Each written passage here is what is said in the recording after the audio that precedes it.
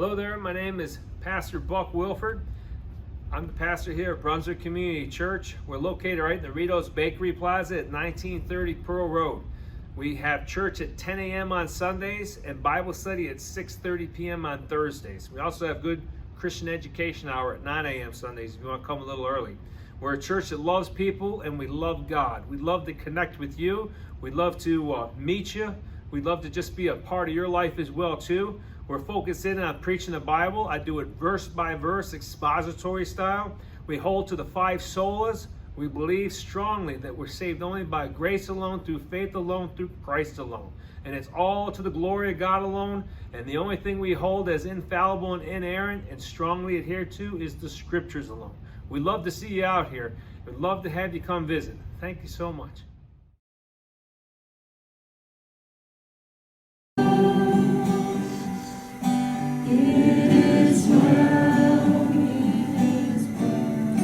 With my soul, with my soul, it is well, it is well with my soul.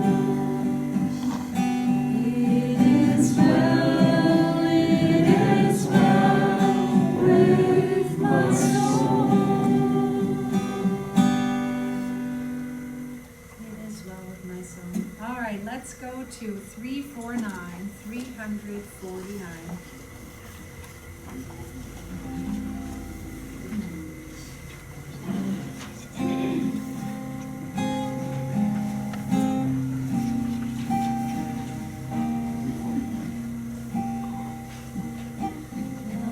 Love before the dawn of time, chosen by my Maker, hidden in my Savior.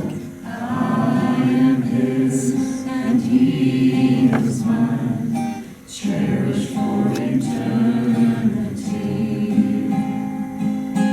And I'm stained with guilt and sin.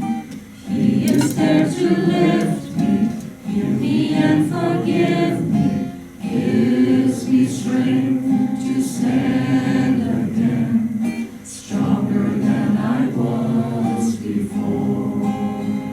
So with every breath that I am given, I will sing salvation's song, and I'll join the chorus of creation, giving praise to Christ alone.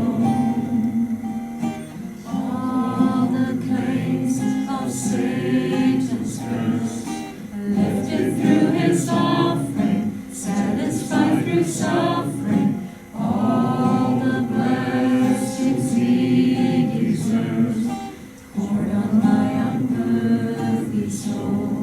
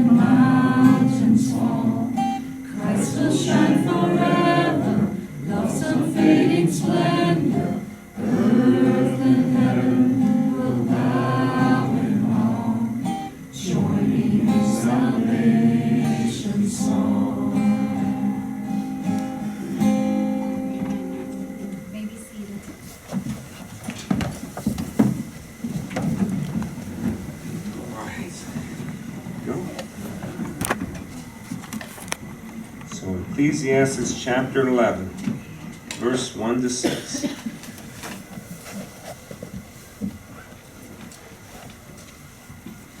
I got some cool pictures I put up here. I took some time to look. One of them even started reading an article on it. But here's the pictures right here. You know, think about that. Maybe you've done this before. Maybe you remember a time when you looked in the mirror and you thought, what am I going to look like when I get older?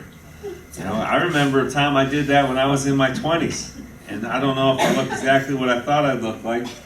I didn't think I'd have a bald head and a beard.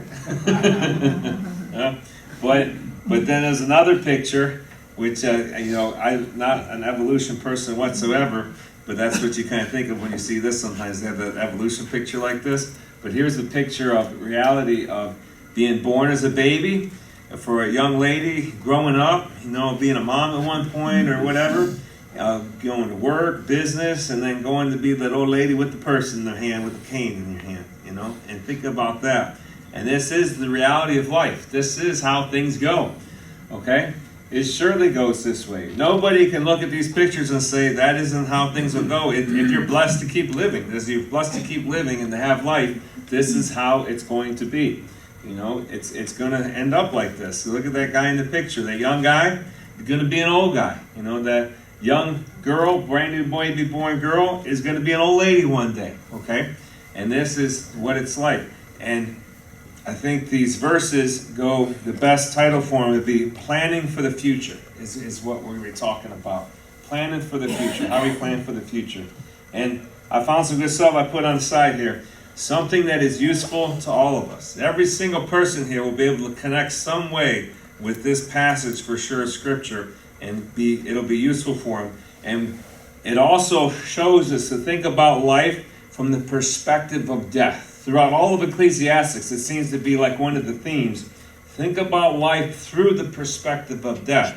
Where most people, they think about life, and if they think about death, that's something far away, but it's not something that they're thinking much about or want to think about, or they want to just push it away and not even think about it. I've seen people with literal people dying, and some people don't even want to come to see the person dying because they want nothing to do with death. They don't even want to think about it. They just want to pretend like it's never going to be. But for sure, it's going to be. And Ecclesiastes tells us it's the wise person to think about life from the perspective of death. And if you ever saw this movie, Braveheart, anybody seen Braveheart? If you haven't, it's a good movie, man. When I was a young guy, when it was VHS tapes, I bought it on VHS. That's how much I liked it. I bet you I still have it on VHS. I told you I was cleaning out my basement. I found my old VCR that I could play VHS tape on. But then again, that's still such a popular movie, you could probably watch it on Netflix or stream it or something, and it wouldn't be too hard to see. But it was a pretty good movie if you saw it. If, like me being a young military guy, we were all like, yeah, wow, you know, this is good. Well, in that movie, there's a fella, you know, that leads the rebellion toward freedom named William Wallace. And at the end of it, they catch him, you know, England catches him. I think it was England, right? They catches him, and they're about to torture him to death, to get him to recant, to say that what he did, what he believed in, what he fought for was wrong. And they tell him that, you know, if here's a little like poison, here's a little bit of some kind of thing to dull the pain before this starts. And you know what he says to him? He says this line. He says, every man dies, but not every man really lives. He's like, don't give me that to dull this pain. I'm going to go through this as well, too, this painful death, this torture you're going to do. And it was horrible what they did to the fellow. But that statement alone was a powerful statement. Every man dies, but not every man really lives, okay? And this is the way we should be doing. We should be looking back. We want to really live the life we have to live. You know, truly, as we think about death, I got this. I've told you before, I've been talking this up quite a bit. Eventually, it's going to make it into the church. Or I got to buy another one. I don't know. It's still fascinating me. But in my bathroom downstairs, in my basement, I have this big poster of the resolutions of Jonathan Edwards. And there's a lot of them on there. And he wrote them all pretty much within 1 year, because a lot of them are dated. It's like 1723 or something. What was that, 300 years ago, this man wrote these resolutions. And there's like this common theme I keep seeing throughout the resolutions, as I keep reading different ones, is when he comes to die, that he's going to live his life today as if that day when he's dying, he would have wished he would have lived this life. I mean, that's like over and over again through so many of his resolutions as he thought about, and it was like something he compiled over time for the year's resolutions, is when I come to death one day, I want to look back and I want to remember that I lived the life that I should have lived. I don't want to come to death and think, you know what, I wish I would have done this, I wish I would have done that. So he resolved that today he's going to live the life that if he were on his deathbed to think back, that that's what he would be doing right here and right now. And it would be worshiping God, following God. It kind of exhausts me reading his resolution sometimes because he's like, I'm not going to be cast aside, like catch my mind aside. I'm not gonna find some comfort that I'm just not gonna do my daily tasks or do what I should be doing for the Lord. I mean, he was a fellow that truly disciplined himself in a hard way. I mean, think about it. Most of us, like I said, it exhausts me sometimes thinking about it, but I think this is where I should be, is most of us, we take an easier road, or we take it easy, while maybe sometimes we see somebody else just keep on keeping on and doing all this work and moving forward, and at the end, sometimes you think, man, I wish I would have done that. But I mean, it looks like in his resolutions, this is how he lived his life, this is how he purposed himself to be, and it was constantly with the mind of that when I come onto my deathbed and I look back, I want to not regret how I lived my life. And truly, Ecclesiastes kind of has this theme too, especially in this chapter. And like I said, there's 2 more sermons in Ecclesiastes, but the last one is all about growing old. It really is about growing old. If you flip to the last chapter, 12, read verse 1 to 7, it's about going down into the wheelchair, about your eyes are not seeing so well anymore, your hair's all turning white. I'm getting a little bit right here, a little bit. White means wisdom, is what Proverbs says and stuff. Some folks already got some here, and that's good. It's some wisdom there. But it talks about that. So this is really, I think this captures the theme right, looking at life through the perspective of death. So we'll get started. It says, the first verse, cast your bread on the surface of the waters, for you will find it after many days. Now, most of the time, if you think about it, if you take some bread and you throw it on the water, what's going to happen? Eventually, it's going to get soggy and sink, right? Maybe a duck will eat it, or some fish will eat it, But it's not usually going to keep floating. It won't stay in there so long. So it's kind of a tough verse to find what's the meaning of this. And there's 2 main ideas here with this verse and what this means. It could mean, and this was the tradition of the older way, it's not the way people look at it today. It could mean almsgiving, okay? It means giving without return. Like throwing your bread on the water, and it might come back, it might not come back. It's like you're giving without return, without worry. It's almost, there's a good principle, I think. If somebody needs some money from you and you lend some money, it's probably best if you lend it with the idea that I'm never going to get that money back again. Because otherwise, next thing you know, you're going to have all this hatred and upsetness and unforgiveness in your heart. So if you are going to lend some money, and now don't come to me after service and say, Buck, I need some money, because I know I'll never have to give it back again. That would be abusive and misusing the truth right there, right? But I'm saying you yourself, when you make an agreement with somebody, if you're going to do that, you're going to give them money, it's probably best to already tell yourself in your heart, I may never see that money again. And I'd be okay with that if I don't see it again. That's a better way to go about these things. But with almsgiving and giving like this, it could be with that. The next verse 1 and verse 2 really tie together. So we're going to hit this as well then. But it could be, don't put all your eggs into one basket, okay? Because if you put all your eggs into one basket, it might not come back. This might be it right there, if you put all your eggs in one basket. You think about how people invest in the stock market, they always say diversify, buy lots of different things. Don't just put all your money in one place, because then everything could go away. And it would be like, think about maybe back in those days or something, with ships traveling or something. If you were going to send all your precious goods somewhere, maybe you'd want to put it on a bunch of different ships as they went across the ocean or went across the land to another land, because what happens if one ship sinks? Then all your stuff is gone, okay? So it could be like this too. And both views, they show together that the wise action in present is necessary. It is important that we use wisdom today in the moment.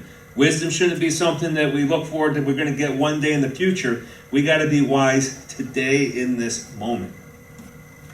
In the second verse, which really ties in with the first one, divide your portion to 7 or even to 8, for you do not know what calamity may occur on the earth. Okay, so you're thinking over here when I'm talking about ships and stuff and diversifying, like where is he getting from in that verse? Well, I'm getting it from verse 2 as well. Okay, since I only pop one verse up at a time, so it's easy to see. This is where I'm tying all this stuff into, because here we see split your portion up into 7 or 8. Like put it on 7 or 8 different ships or something. If you don't know what calamity might occur on the earth, what kind of bad thing might happen. But this could also mean the almsgiving one. So we're going to hit this. It says, wise action in the present, because the future can neither be known nor told. We don't know for sure anything. None of us know for sure. If we all knew for sure, think about something in the stock market, there'd be no stress or anything. We'd all just invest in that one thing that's for sure. And all our retirements and everything would be set. But nobody knows for sure anything for what comes in the future. There's psychics out there, and I tell you what, most of them are wrong, or they're faking it, or if they are right, they're getting right by 20% of the time. That's not something you want to risk your future on right there, okay? It's not a good thing. We read it, if you read my daily Bible readings, Deuteronomy 18 says, there's a passage in there, how to test a genuine prophet is if they have one false prophecy, they are a false prophet. Don't listen to anything they say. Imagine a guy that was 99% of the time right and one time is wrong. The Bible standard is that's a faker. That's a false fellow. Don't follow after him. And I don't want to go down a rabbit trail here. You're like, oh no, 6 slides. But I always champion that when I think of Deuteronomy 18, I think of Deuteronomy 13, where it says, even if someone comes doing signs and wonders, and they're coming to be, if it goes against what the law says, what the Bible says, don't listen to them. Don't follow them. So even if they do some amazing thing, and it's like miraculous, and you're like, wow, how did that happen? If it goes against the Bible, don't follow it. So we need to make sure that we pay attention. In today's day and time, there's a lot of false prophets and things out there.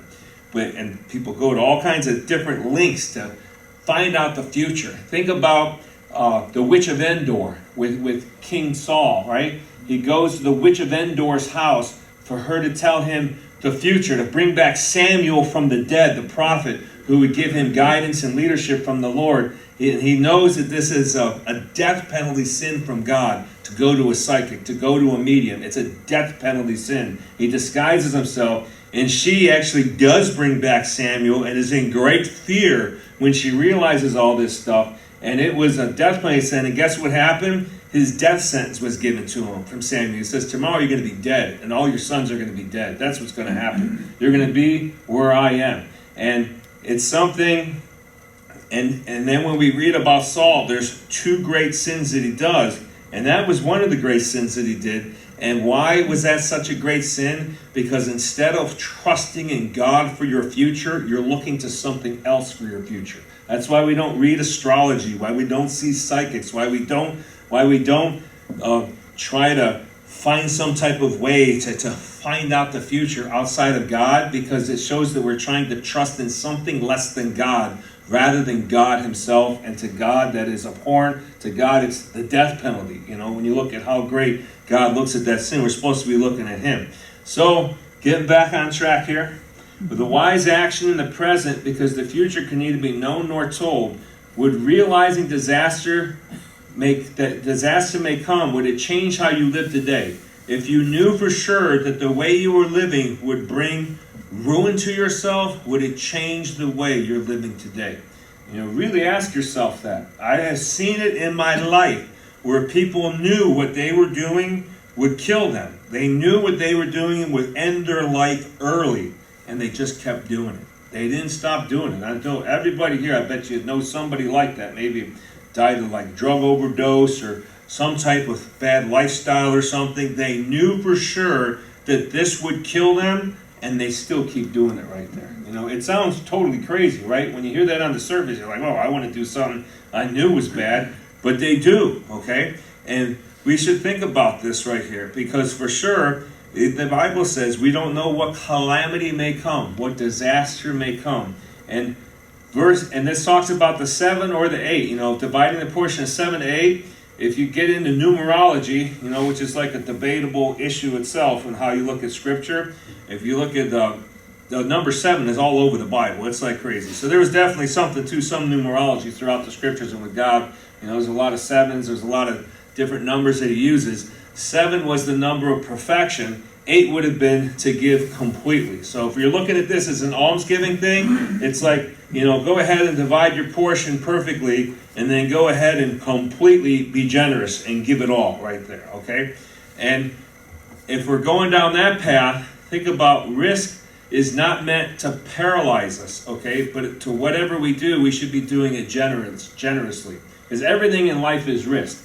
As we're working, as we're trying to plan for our futures, as we're trying to make sure that we're going to be okay, there's risk involved. And it shouldn't be so much that it paralyzes you and you do absolutely nothing. Think about the parable with the people with 10 talents, right? Some guys get 1 talent, some people get a bunch of talents. The one in the end that gets thrown into the fire, that gets hammered by the master, is the one that took his talent and just hit it in the ground. He was like paralyzed with fear that something might happen to it and that he might not be able to produce or something. That was the one that was the greatest punished one. Okay? So God's not telling us don't take risk. He's not telling us that we should be paralyzed with fear. But he is letting us know that we should realize and understand that things may not work out like you hope they're going to work out. Things may not work out like you plan for them to work out. All right?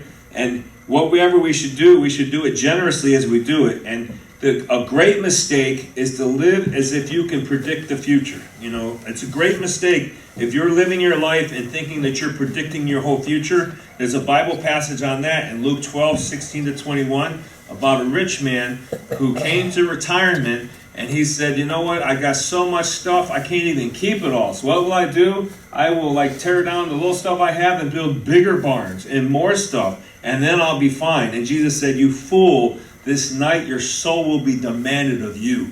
And it's all going to be gone, that quick.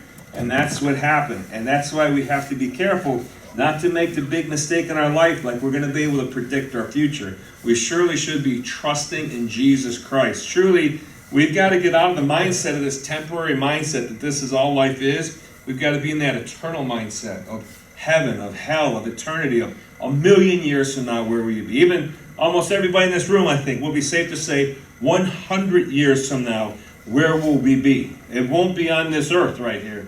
It won't be in this body right here that we have right here and right now. But we will be somewhere. And this is what we should be thinking about farther on than just the temporary. Only the temporary can get you to be like that guy in Luke 12:16-21, that's all life is and that's it. But even at that, in that process of getting there, that's a successful guy, is what the world would say, that could get that far and have all that stuff. Some fellas don't ever get that far. Some fellas try so hard and then everything falls out. You look in the news, recently that bank just went down, I think in California or something, and the whole system, and I think they guarantee your money to what, like $250,000 or something? There's people that had like $60 million in that bank. Imagine all of your money, all of your stuff gone. And I read an article about it on the news about young guys that started a business, and sounded like they were like young churches started small and everything. But as I read the article, I was like, somebody giving them $60 million and everything was in that thing, and now it's gone. And there's no getting it back right now, at least from the way things are looking. And it can be devastating. But what should we do? We shouldn't just be paralyzed and just give up and kill ourselves or something. We should just keep on keeping on. And we shouldn't stop. And we should understand and realize there's great risk in things, but we should still be putting ourselves fully into this life, moving forward and having wisdom and trying to do the best that we can for what's to come. If the clouds are full, they empty the rain upon the earth. And whether a tree falls toward the south or toward the north, whenever the tree falls, there it lies. Makes me think of that saying, do you hear a tree? Does the tree make a sound when it falls in the forest when no one's around? You ever heard that? It does. One time when I was a kid, I was playing in the woods across the street, and I remember just watching a tree fall. I mean, I was around, but I was just a little kid, and I was like, oh, look at it, boom, and it fell. I thought, oh my. I got to see a tree just fall on its own. I've never seen a tree fall since then on my own. But I remember I was a little kid once. I saw that in the woods. I was in the woods a lot. I loved being in the woods when I was a kid. But think about this. Think about this. Man is unable to control nature, okay? As much as we want to do, we can't control nature. I've read a good book. I highly recommend this book. I even got 2 copies of it if somebody wants to read it there. Maybe even, I don't think anybody's read it, you borrowed it, but it says, why is there so much evil and suffering in the world? Like, why, if we have a good God, do we have so much evil and suffering? And it goes through a lot of philosophical thought, and it hits where a lot of people will say it's because God allowed free will, and because of free will, we have all this trouble in the world. There's like major denominations and churches that say this, but he points out some good points in this why that can't be true. Because he said, what about the little deer, the fawn, that's running in the woods, and the woods is on fire and there's nowhere else to go? Did the little deer's free will get him to be burned up in the forest? You know, think about tsunamis. Think about, it was in India or Indonesia some years ago that like 100-some thousand people were killed when the waters just came up and crushed them all. Was there any free will involved in that? These are great evils that we see. Why is it evil? Because it's all this death and suffering and trouble and things that come upon us. So for sure, it is impossible, even though man wants to do it so much because he wants to be in control, to say that the reason for sin, suffering, death, evil, all these things is because of free will, okay? And it's a perplexing problem, but this is something that goes on that we don't know what's going to happen. You know, you might be sitting outside underneath the tree and the tree just falls over on top of you. Let's hope not. But there's all kinds of things that can happen in this world, and we don't know. And we want to be in control, but we're not. Okay? No matter how hard we try, we're not. And nature's the example right here is man cannot control nature. Things happen. I feel blessed that I'm here in Ohio because as I read the news, as we have news that talks about the whole world, we don't have massive earthquakes killing 40, 50,000 people over here. We don't have floods happening or all these natural disasters or fires that burn up like, you know, millions of acres or something of land that run wild. We have been very fortunate here in Ohio, but that doesn't mean we're safe all the way. Because I bet people lived in Ohio, I bet there's been tornadoes as you've been here. You know, I bet there's been troubles as you've been here. I don't know what caused it, but when I drive to church all the time, I come down Pearl Road, there's a gas station, a Kangaroo, and there's no covering over where there used to be a covering. And I keep wondering, did the wind tear that off once, that giant massive roof that they have, and now they just have these empty looking gas pumps? I don't know if you've driven by there, but it does. It looks weird. It's on the corner of Grafton, I think, Grafton and Pearl. And you see these empty-looking gas pumps. You're like, where did the roof go? What happened to the roof? Maybe it was a great wind that came by and got it. We don't know. We can't control nature. And this is something where the Ecclesiastes show how we want to be in control. We want to plan our futures. We want to have all the control and know everything. And yet, it's an impossibility. We can't do all that. Okay, we can't be all the way in control. And I wrote here, one simply must deal with the consequences. We just have to do the best we can with whatever happens. One time a big windstorm hit by my house and like 8 shingles flew off the top of my roof. If you come over to my house and look, I've got some black shingles tapped in there where I went up on the roof myself. And I tapped them in because I thought, I don't want to pay a big deductible for a homeowner's thing. My roof is still pretty good. And I got a pile of shingles, you know, in the shed. So I went up and tapped them in. So far, they've been holding. Now, whenever the wind blows, I'm looking. I'm like, is there more shingles come off? And my roof isn't that old either, you know. But this is the kind of stuff that goes on, all right? Nature has these ways, and we just have to deal with the consequences the best that we can. He who watches the wind will not sow, and he who looks at the clouds will not reap. You know, think about the person who just gets paralyzed by the fear. And they're like, I can't do anything because there's going to be a storm today. I mean, let's hope we don't have too many folks in church today. Let's hope some folks can see just a little bit of snow and think, oh, I can't go to church. There's a snowstorm. You know, I mean, I don't think anybody thought it was going to be a big snowstorm or something. But imagine if you're a person with tons of paranoia and you can't do anything because fear grips you so hard that you end up doing nothing. And there's a lot of people like that in life, and it's a bad place to be. Paying too much attention to things we cannot control, it can produce that paralysis. And what is the paralysis? It's the opposite of wisdom. It keeps us from being wise. It keeps us from moving forward. It keeps us from stepping forward and continuing to grow. And it just grips us with fear. And that's not good right there. Think about the farmer. The farmer's responsibility is to sow and to reap, rather than to be deterred by the weather. Think about if you are a farmer and it's time to plant, and yet somebody has said at the end of the year there's going to be a horrible droughts or storms or floods. Do you just say, well, then I'm not going to even plant my crop? I don't even know how I'm going to eat. I don't know how I'm going to pay the bills. No, you still do it, and you hope and you pray for something different. But you don't know what's going to go on. We don't know what's going to happen in the world. Truly, if you get too caught up with the news, if you fall into the CNN mindset world, you might just be gripped with fear and just be like, I might as well just sit here and die, because there's so much horrible stuff going on in this world and I have no hope at all, okay? That would be a terrible thing to do. That's not wisdom. We've got to move forward. And if you read Job chapter 38, verse 12, 19, 20, and 35, it talks about how God controls the weather, how God controls all these things, and how this stuff is outside of our control. Tons of things in nature are outside of our control, and we can't do it. And even more than nature, all kinds of things that go on with us. Just as you do not know the path of the wind, and how bones are formed in the womb of the pregnant woman, so you do not know the work of God who works all things.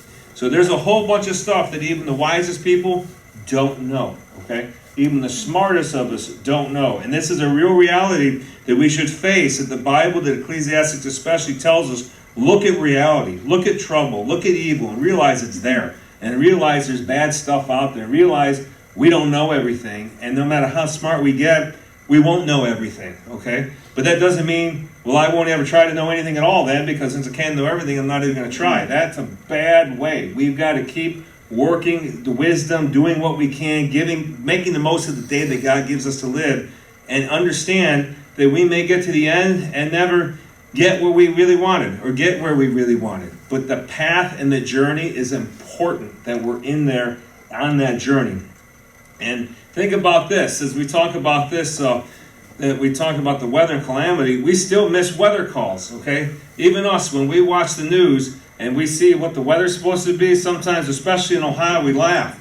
Because it could be 70-degree day, okay? It could be snow outside. It could be raining. We don't know what it's going to be. It seems like almost we get upset sometimes if all of a sudden there is a huge snowstorm and we didn't even get told that there was going to be any big snowstorm. But this is the kind of stuff that goes on, and even at our most modern time where we are today, we still miss stuff, okay? There's still a lot of unknown stuff about how a baby grows in the womb, okay? Yeah, we know some things, but we don't know all things, okay? For some people, some things are enough to know. For some people, they're like, okay, well, was it meiosis and mitosis? And they both take place inside the womb of a woman when a baby's being born, and they're the ways of growth. But yet, if you go a little deeper into meiosis, mitosis, there's so many questions that we can't explain or understand of how that's taking place.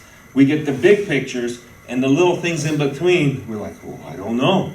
So even though back then they probably had no idea about meiosis and mitosis maybe, we still don't know how God does all these things. We still don't know how everything grows like it grows. We still don't have all this perfected down. I told you a while ago I had a biology teacher when I was in college, and she made such an impact at the end of her class. Here I thought that she wasn't Christian or anything, and she taught us evolution, and she taught us all this stuff, and she was a PhD, and she was a genius, and I had such a hard time just to get a B in the class, even though I studied like crazy. And at the end of it all the time she'd been prepping us through the class, saying that's the $1 million question. If somebody knows how this happens, they'd be a millionaire if they could answer that question. And at the end she said, there are way too many $1 million questions that I believe any of that is true. I believe God is the one who's made all this. God is the one who's orchestrated all this creation. God is the one who does these things, and I don't believe in evolution. And I was like, whoa, from a lady who's a PhD that taught it perfectly,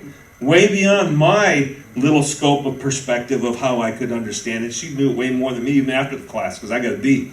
I was trying hard, but I didn't have it like her.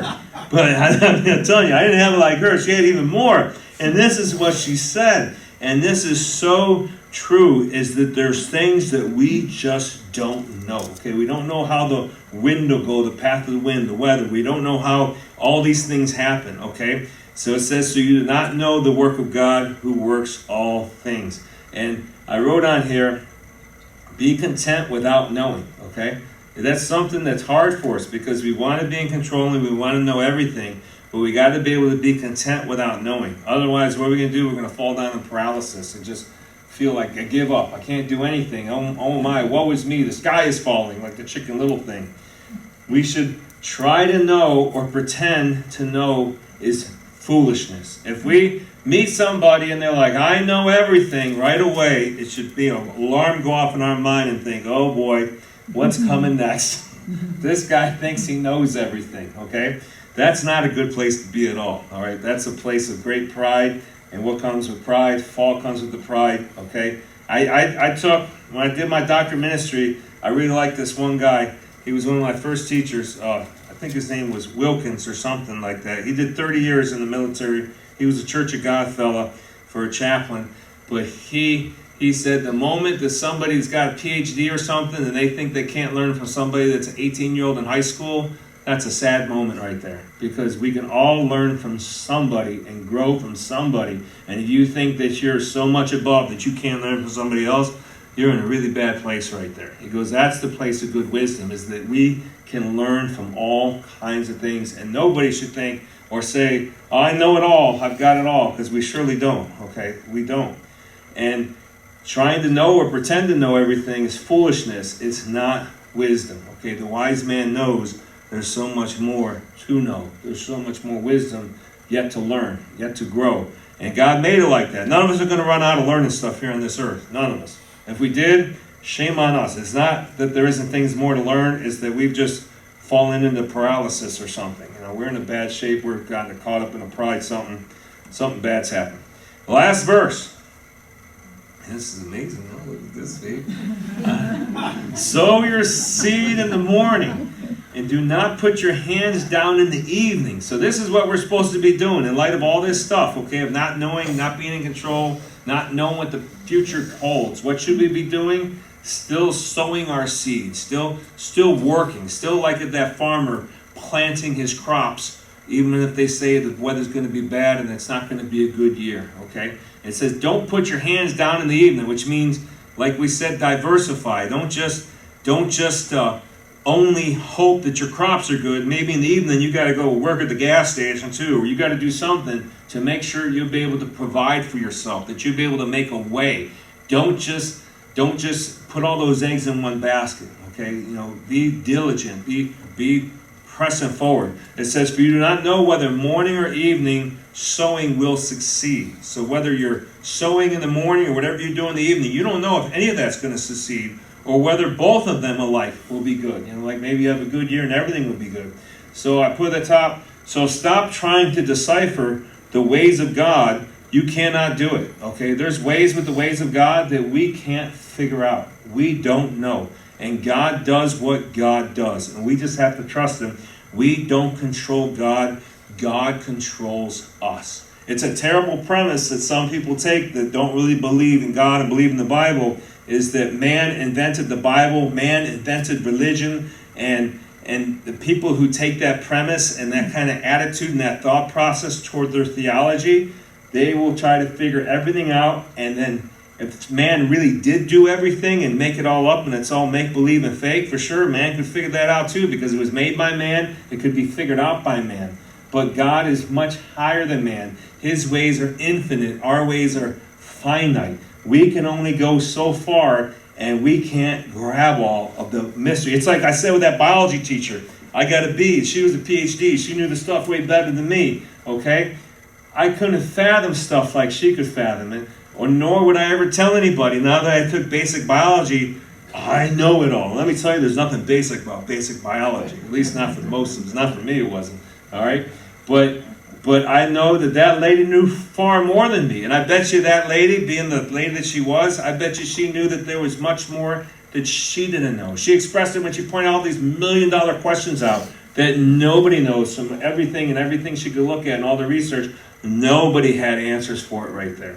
There is so much, and we've got to try to decipher all the ways of God because we can't do it. God's ways are way beyond us, okay? We just have to trust Him. We've got to read His Word, trust what His Word says, and rely on Him. And in the meantime, what should we do? What should we be doing right here in the right here now is we should be diligent in our work.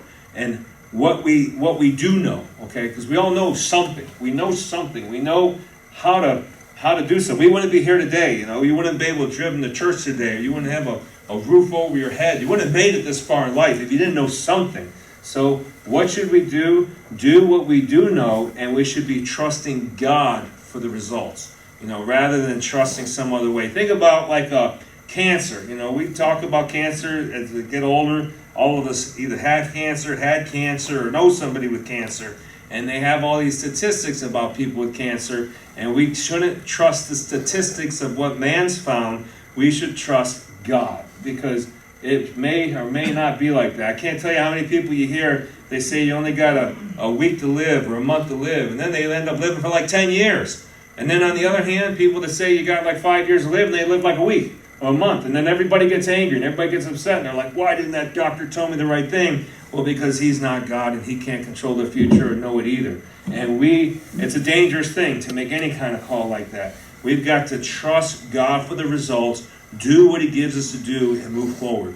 And now with all this, I thought it was a little confusing, so I made a little more words right here. You're like, oh my gosh, I knew there was a catch. I made a few more words right here to summarize this, okay? I thought I kept the summary good here.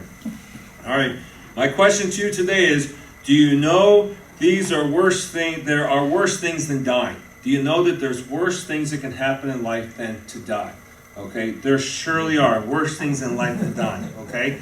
2 Corinthians 9:6, it talks about we reap what we sow. You know, if you sow destruction, you sow sinful stuff, you'll reap horrible stuff. And then it says if you sow with blessing, you'll reap with blessing. So, you know, that first verse, second one, first 1, 2, whether it's about diversifying yourself or whether about giving, I think both of those tie right into this. Whatever you do, if you sow it with blessing, you're going to reap back with blessing. You know, blessing like going God's ways, going the right ways.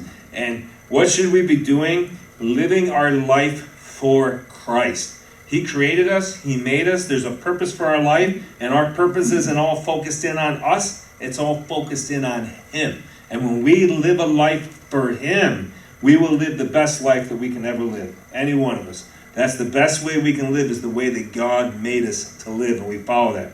We want to control the future, but we can't control the future, okay? We've got to trust our future to God. That's where we have to trust our future. It's in His hands. Think about life under the sun, okay? A whole bunch of times in Ecclesiastes here, Solomon has said he's seen everything under the sun. Well, he's talking about life right here and now. You know, we talked about last week how he didn't know what's beyond the grave, okay? Because he didn't see what's beyond the grave. He saw what's life like here and now. Life under the sun. And think about life under the sun from the perspective of life above the sun, okay? The afterlife of God, of eternity.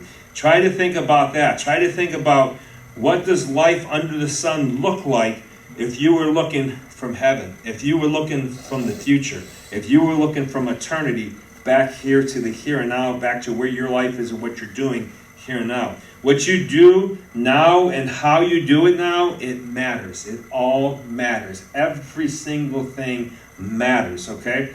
I said it once before. I learned it from a priest I work with. He goes, you got to be careful with the words you say, because you can't take them back once they're out. They're out there, okay? And it hit me hard. I thought, ooh, we sure do. We got to be careful. And truly, almost everything I thought about the other day is conveyed with words. It's either conveyed with something written down, it's conveyed with some type of communion. There's words involved in everything we do. We got to be careful with the words that we say. I mean, think about James and the warnings it has there. All right? And I wrote here, judgment is coming. And I think that's one of the biggest things that keep people away from the faith itself is judgment. They don't want to face that there's judgment coming. I really believe for someone to be a believer, first they have to realize they're a sinner and they're guilty and they're hopeless and they can't fix it themselves. They can't control life themselves. They can't get to heaven on their own, and that they desperately need a Savior. Okay? But to know that, you have to also know judgment's coming, that God is going to drop a hammer, okay? You can't read the Bible and get away from this.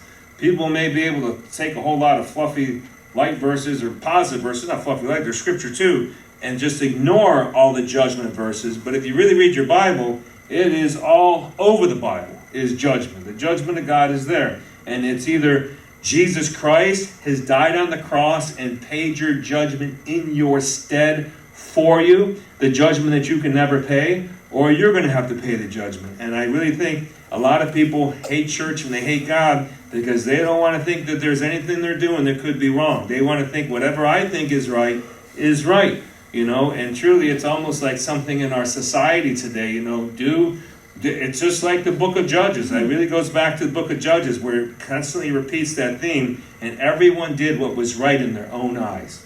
That was like a very negative verse in the book of Judges. When you look in the context, you see all the destruction and the world being devastated and wars and death. It all came from everyone doing what was right in their own eyes. We can't do what's right in our eyes. We've got to look to God and do what's right in His eyes. And even during that, there's going to be calamity, there's going to be trouble, there's going to be struggles, it's going to be a hard way. But that's the way life is. That's how God made it to be. We don't get to, it's not a fairy tale. It's not something a bunch of people made up. It's reality. And judgment is coming. Look at the things we know from the perspective of what we don't know, and that should make us humble. Think about what you know, and then think about all the stuff you don't know. That should really humble you, okay? There's a whole lot of stuff I don't know. There's a ton of stuff about the Bible I don't know, okay? I learn every time I'm reading something, every time I'm getting ready to preach something. Don't ever think that I made one of these sermons from my knowledge. I study. I work hard. I have to learn. I have to grow myself because I don't have all this stuff down. And I don't want to, if I were just to come to you with no study, no preparation, you know, maybe some people might be like, oh, that's okay. But it would be pretty lame, pretty boring. I would be giving you guys sleep pills, okay? And I don't know if you've been in some churches. I don't see anybody sleeping today, so I'm lucky I can say this now. But you've been in some churches, and you are so tired that you just cannot open your eyes. I mean, even if there's a will inside, I can't. It's like the greatest sleep pill you'd ever receive. I think Spurgeon, he talked about that one time, about some people's preaching can be of the greatest sleep pill you could ever imagine. That's horrible, okay? In seminary, I learned that's sin. If I got up and I did that to you, I am in sin because I didn't prepare and I didn't get ready. But when I do prepare and I get ready, I learned so much that I didn't know before. I'm so blessed to be able to be here, to be able to do this. And I'm blessed to have you guys wanting to learn and ask questions and dig deep and fight me on stuff because then I got to look more at stuff and everything. It's good because if not, then how am I going to grow, okay? And that's how we all grow. And we got to realize, think about from the perspective of the things we don't know and look on what we do know. We should be like, whoa, what should that do? It should cause us to be humble. And humble is what gives us the place for growth because we know there's a whole lot more stuff I got to learn, a whole lot more stuff I got to grow with. I don't have it all. And truly humble it's a characteristic of a Christian. We should all be humble. You might be dead tomorrow, okay? It could happen to any one of us, okay? Let's hope and pray it doesn't, but it could. If so, what would you have wished about how you spent your life, your time, your money, and your gifts in this life? Like I said, Jonathan Edwards, that's where I get that thought from. Jonathan Edwards, all those resolutions, he's constantly thinking, when I come to my death day, I don't want to regret everything I did in my life, okay? And the only way you can change that, you can't go back to yesterday and change anything. You can only change how you're living today. And you should be living for the Lord with everything you got today. And another thing is there are better things to do than succeed and worse things to do than fail, okay? You can fail and that's okay. It's all right to fail. I heard one time that if you're not failing, you're not reaching your full potential because it means that you got a whole lot more above that you could possibly go. When you start to fail and you start to mess up, you realize, okay, I know where I'm at now. I know where my boundaries are. I know where my gifts are and stuff. And it's okay to fail. And truly, if you look at the greatest leaders, I heard it once about Abraham Lincoln. Before he became president, he went off to war as a captain, and he came back a private. Now, for most men, that might humble you for the rest of your life and paralyze, and you may think, I'm no good at all. Here I went off as a captain, I came home as a private right there. But I tell you, if you look at some of the greatest leaders and things and people that we have seen today in our history, we can learn lessons from seeing that they fail, but you know what? They don't give up. They don't just stay there paralyzed. They get back up and they move again. Do they have some sorrow and trouble? I'm sure they do. We all do. We can't pretend that doesn't happen. What should we all be doing? We should be aiming for success. Every one of us should aim for success, to do the best that we can for the Lord, for our families, for ourselves, but all underneath the commandments of God. I wrote, don't live for one another, because when it fails, you may fail with it. Don't live for one thing, because when it fails, you may fail with it. Think about it. If everything to you is this one thing in life, when that thing falls apart, you might fall apart. So you got to be careful for that. If you find yourself, except for Christ, you live for Christ as that one thing, you know He's never going to fail you. It's always going to be solid. It's always going to be true. But when you're going through this life and you're trying to do everything for this one thing, don't do that, because when that one thing fails or goes away, you are really going to be crushed and out. Talk about diversity, talk about where we should be. Don't just go for the one thing, because when the one thing fails, you may fail yourself right there. We got to think about this. And think about this too. Don't be paralyzed by the fear of failure. Retirement often is not what people expect. Okay? I myself already retired, believe it or not. You're like, how could that guy retire already? But I did. I retired from the Army at 38 years old. And when I retired from the Army, I thought, I'm just going to chill, and I'm never going to work again, and we're going to make it by on the little bit of money that we're getting. And you know what? It didn't last that long, okay? It didn't last that long. Finances things started to get difficult. I wanted to send my kids to Christian school. I definitely couldn't have done that by only living by on my retirement. I wanted to do some other things. And even as a man, it's hard not to have something that you're doing for work in your hands. It's like you got to do something. We're built to do something. We're built to work. And if you got this idea that I'm going to retire and then everything's going to be fine, you may be wrong. I think everybody here, at least a lot of people, if you're probably over 50 or 60, you know people who have retired and had very hard times when they retired. Sometimes they go through like depression or slumps or tough ways, and some people die. I remember I heard a statistic once, which I don't know if it was true or not. I sure hope it's not true, that a lot of guys retire from the Army, they're dead within 5 years. And then I saw a guy, after I heard that statistic, he retired from the Army, he married a lady, and then died in a hotel room in Las Vegas. Like that night, right as he was retiring. I thought, oh my gosh, maybe it's true. This is terrible, but you don't know. And then I see many people who retired. I seen a guy once that knew Special Forces medicine so well. His name was Art, and I think my wife even went to the funeral with me for the fellow. And I had it when I became a medic. When I went to work at the medic course, he was still working at the medic course, and he had leukemia or something. And they told him it's too dangerous for you to go to work anymore, because if you keep going to work, you're going to get something from one of the students, and you're going to die. They sent him home, and he died in 3 months. And I bet you, it didn't seem like he was going to die when we had him right there. He seemed like it was a regular thing going through his stuff right there. And it's like if you take away that purpose and you do that, sometimes you die. It's not easy. Retirement's often not what people expect. And imagine this. Look from the big picture. A guy wakes up early, goes to work every day, works real hard, comes home, is all exhausted, tired, eats dinner, goes to sleep, does the same thing over and over and over again, looking forward to the day when he gets 62 or 67 or whenever that day is right now, that you just retire and you won't have to do it no more. And then he dies in the process of it, or he dies right after it happens right there, or he gets there and he realizes those 40 years of hope that he built up for that moment, that it wasn't what he thought it was going to be. And he's like, oh, what have I got now?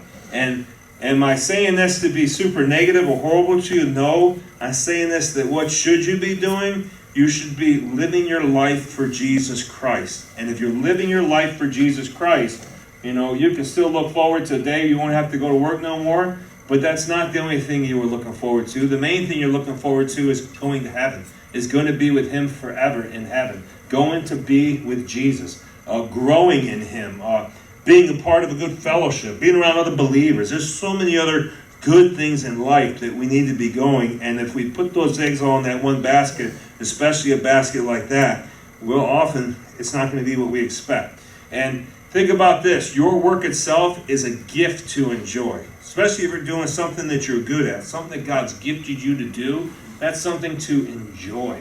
You should be like, oh, I did a good job. Oh, look at the things. Look at what I was able to accomplish here. It should make you feel good. Not like prideful good, like, oh, look at me. But you feel like you've done something. I remember when I was a young guy, I worked construction a little bit, and what a feeling it was at the end of the day to see a basement built when before it was just a hole in the ground. You know, to see blocks laid, to see a brick house made, to see a chimney formed, and be like, that was the product of my work right there. It makes you feel good. And work is a gift. And then it doesn't just have to be things like that, but work itself is a gift, and we should be enjoying it. Life is too short with too many precious moments not to find joy along the way in the things that we do. And think about this. God gave you this life to enjoy. Are you enjoying it? And that doesn't mean like sinning and doing all kinds of things against God. It means, are you enjoying this life? Truly, people can't really take that wrong, because if they take it wrong, it sure won't last long. If they think, well, I'm just going to live a life of sin and enjoy it, you won't enjoy that for sure. It says there's no rest for the wicked. There's no peace for the wicked. Eventually, that'll get old, and you'll be like, oh, this is really not what I thought it was. This is awful. And that's where people go from one sin to another sin to another sin. And it's like, when are they going to learn? And truly, how can we find joy and peace in this life? By taking joy in Jesus Christ, taking peace in Him. I find myself almost all the time when I pray for people in bad ways, I pray for them, and then I pray that, Lord God, give them some joy, give them some peace. And sometimes I think about it when I'm praying for people that probably not even believers or something sometimes. I wonder what they're hearing when I say that. They're probably like, what's he talking about? Doesn't he realize that I'm dying? Doesn't he realize my problems here? Doesn't he realize my life has changed for the worse forever right now? But I'm thinking, I'm hoping and praying that they catch on to Jesus and they realize that with Christ, there is a peace and a joy that can go on no matter what happens. I can't go by without saying it one time. I thought about this. My man, John Bunyan, okay? Pilgrim Progress. This guy's real life story is he spent 12 years in prison, okay, for preaching the gospel while his family was at home and everything. And when he got out, eventually he did preach the gospel.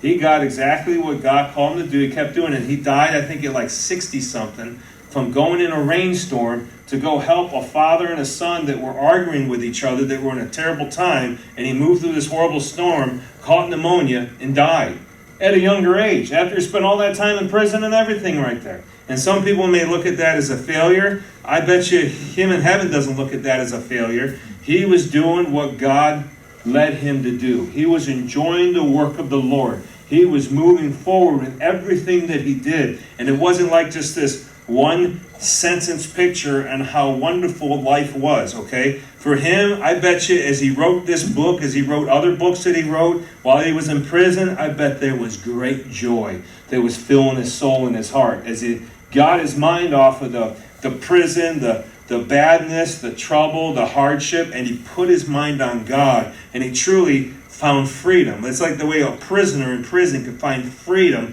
and find joy even though they're contained in that cell, because they put themselves over to the Lord Jesus Christ. And this is where we should be as we live this life, and we should be enjoying it. Who is it? It's John Piper. He made a little off version of the Westminster Confession of Faith, the Creed, where he said, God is most glorified when you are most satisfied, okay? For the chief end of man right there. You know, we say, what is the chief end of man? To glorify God and enjoy Him forever. And John Piper, he took a take off of that, and he said, God is most glorified when you are most satisfied in Him. That's where God is most glorified. When you find your biggest satisfaction in Jesus Christ. And I thought, wow, I liked it. It stuck. Because I thought, that's just real good truth right there. But with this, I'm going to close. I still preached the same amount of time. That last slide got me. I was in 30 minutes a slide ago. But I'm going to close and we're going to do some prayer now. Okay?